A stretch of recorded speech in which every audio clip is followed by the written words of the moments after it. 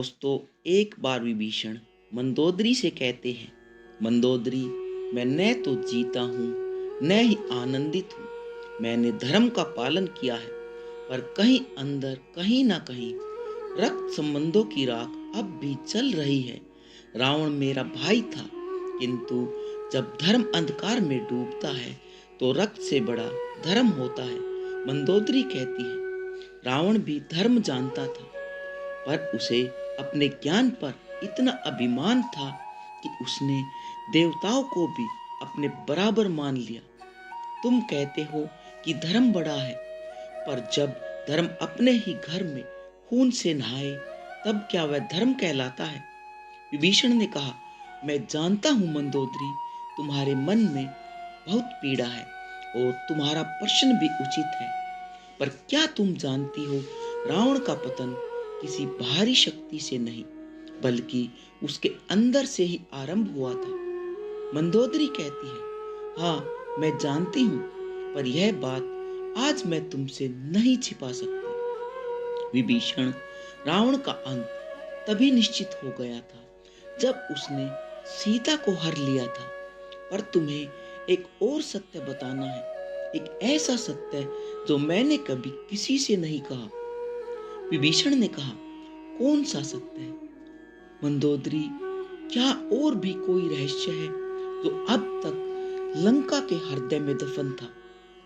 मंदोदरी कहती है, हाँ, रावण को जो वरदान मिला था वह अधूरा वरदान था।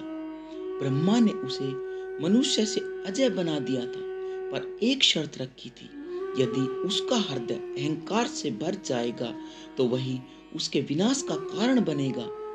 और यही हुआ विभीषण। सीता का हरण सिर्फ एक घटना ही नहीं थी, वह उस वरदान की अंतिम शर्त का उल्लंघन था। विभीषण ने कहा, तो रावण ने स्वयं अपने वरदान को तोड़ दिया। मंदोदरी कहती है, हाँ, वह जिस दिन जनक नंदिनी को अशोक वाटिका में लाया, उसी दिन मैंने उसके नेत्रों में वह ज्वाला देखी थी जो किसी भी साम्राज्य को भस्म कर सकती है। मैंने कहा भी था, स्वामी, यह मार्ग विनाश की ओर जाता है। पर उन्होंने कहा, मंदोदरी, मैं रावण हूँ, मैं किसी के अधीन नहीं हूँ, उसका मैं ही उसका काल बन जाता हूँ।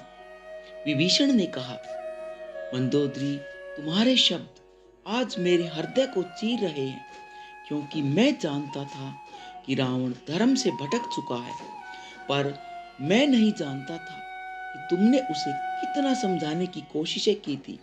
तुम सदा सत्य की ओर थी, पर एक स्त्री की बात पुरुष के अभिमान से हार गई। मंदोदरी कहती है, विभीषण, रावण राक्षस नहीं था, वह ज्ञान का सागर था। पर जब सागर में विष उतर जाए तो लहरें भी विनाशक बन जाती है। और अब लंका की हार लहर उस विष की याद दिलाती है। विभीषण ने कहा, तुम्हारा दुख मेरा भी है मंदोदरी, मैंने उसे मारने का आदेश नहीं दिया था, श्री राम ने दिया था। पर जब रावण भूमि पर गिरा, मैंने उसके चरण स्पर्श किए, क्योंकि चाहे भी जो हो, वह मेरा बड़ा भाई था। मंदोदरी कहती है, मैंने देखा था, उस क्षण तुम्हारी आंखों में आंसू थे, वह दृश्य कभी भूल नहीं सकती। रावण चला गया, पर अब मेरे अंदर एक और भय है।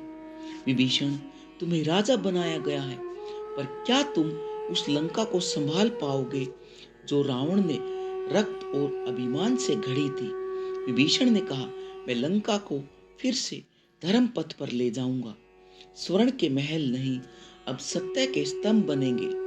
मैं चाहता हूँ कि लंका फिर से वह बने जहाँ विद्या और नीति का प्रकाश जले, न कि रावण का अहंकार। मंदोदरी कहती है, काश रावण में भी संयम होता तो शायद आज लंका जलती नहीं। पर विभीषण, मैं एक और बात बताना चाहती हूँ। सीता को देखने के बाद रावण के अंदर एक परिवर्तन भी हुआ था। उसने कई रातें बिना सोए गुजारी। कभी कभी उसके नेत्रों में पश्चाताप दिखता था, पर वह अपने रावण नाम के बोझ के नीचे दब चुका था। विभीषण ने कहा, तुम्हारे यह शब्द एक नए सत्य के द्वार खोल रहे हैं। मंदोदरी, कदाचित रावण अंत तक पश्चाताप करता रहा, पर उसका अहंकार उसे स्वीकार करने नहीं देता था। मंदोदरी कहती है, विभीषण तुम सही कहते हो, और अब मैं एक अंतिम बात कहूंगी जिसे सुनकर शायद तुम भी मौन हो जाओगे। रावण ने मृत्यु से पहले मुझसे कहा था, मंदोदरी मैंने सब कुछ खो दिया, पर अगर कोई मेरे बाद लंका को संभाल सकता है तो वह विभीषण है। वह तुम पर क्रोधित नहीं हुआ था, बल्कि गर्व करता था उसके वंश में कोई ऐसा भी है जो धर्म के लिए भाई से भी लड़े। विभीषण ने कहा, मंदोदरी तुमने आज मुझे वह कहा जो मेरे जीवन का सबसे बड़ा वरदान है। मैंने सदा सोचा कि रावण मुझसे घृणा करता था, पर अगर वह मुझे अपना उत्तराधिकारी मानता था तो मैं उसकी आत्मा के सामने प्रतिज्ञा करता हूँ, मैं लंका को फिर से सत्य की लंका बनाऊंगा। मंदोदरी कहती है, जाओ विभीषण, लंका तुम्हारी है, पर याद रखना राज्य चलाने से पहले दिल को धर्म से भरना पड़ता है, क्योंकि जब दिल अहंकार से भर जाता है तो साम्राज्य जल जाते हैं, नष्ट हो जाते हैं। विभीषण ने कहा, तुम्हारे यह शब्द मेरे लिए नीति शास्त्र है। मंदोदरी तुम रावण की पत्नी हो, पर तुम्हारे हृदय में सीता जैसी पवित्रता है। लंका तुम्हारे आंसुओं से पवित्र होगी। मंदोदरी ने कहा, और शायद वही लंका का पुनर्जन्म होगा। लंका जल गई पर सत्य अमर है विभीषण, क्योंकि जब भी कोई रावण जन्म लेगा, एक विभीषण और एक मंदोदरी फिर उसे सत्य का दर्पण दिखाएंगे। विभीषण, मंदोदरी अब लंका मेरी जिम्मेदारी है। राम ने कहा, धर्म के मार्ग पर चलो, न्याय करो और अहंकार से दूर रहो। पर मैं सोचता हूँ, क्या राख से भी कोई नगर खड़ा हो सकता है? विभीषण, राख से ही अग्नि जन्म लेती है, वह सब कुछ भस्मी कर देती है, पर एक नया जीवन भी लाती है।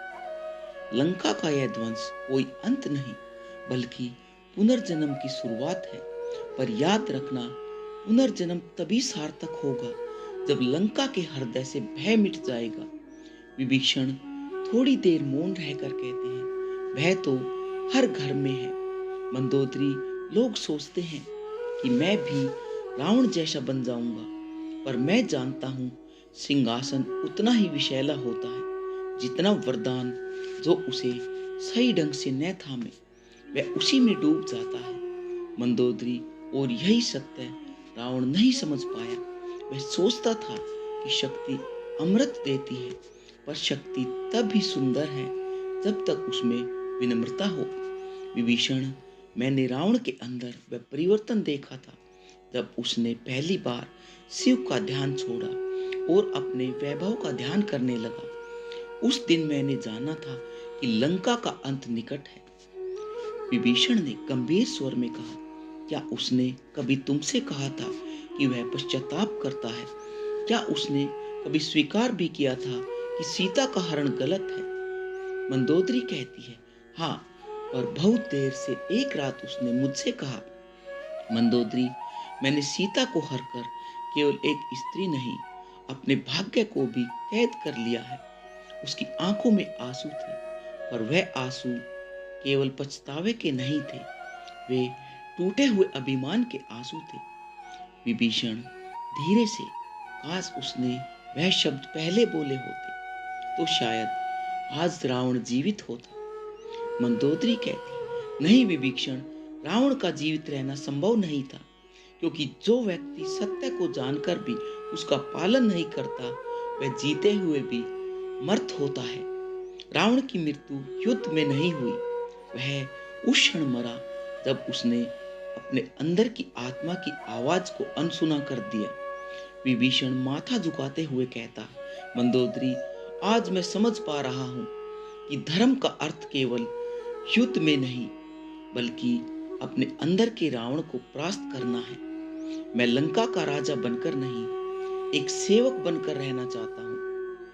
मंदोदरी हल्की मुस्कान के साथ, अगर रावण ने भी ऐसा सोचा होता तो लंका अमर होती। पर विभीषण, मैं तुमसे एक बात कहना चाहती हूँ। राजा बनना आसान है, न्यायप्रिय बनना कठिन है। क्योंकि जब तुम्हारे सामने अपनी जाति, अपना कुल और अपना लाभ खड़ा हो, तब न्याय की तलवार सबसे भारी लगने लगती है।